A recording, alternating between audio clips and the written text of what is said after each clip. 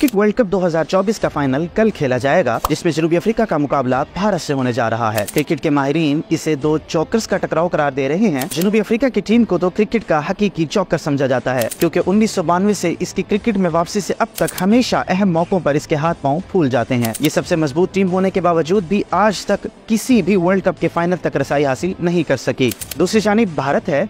2011 के world cup final के जीतने के बाद भारत का बुरा वक्त शुरू हो गया। 2012 में ग्रुप मरहले से बाहर हुए, लेकिन 2014 के फाइनल में शिकस्त खाई। 2015 वनडे वर्ल्ड कप और 2016 के T20 वर्ल्ड कप में सेमीफाइनल में शिकस्त खाई। 2017 चैंपियंस ट्रॉफी फाइनल में पाकिस्तान से शिकस्त खाई। 2019 वनडे वर्ल्ड कप सेमीफाइनल में हार गए और 2022 T20 वर्ल्ड कप में भी सेमीफाइनल में शिकस्त खाई।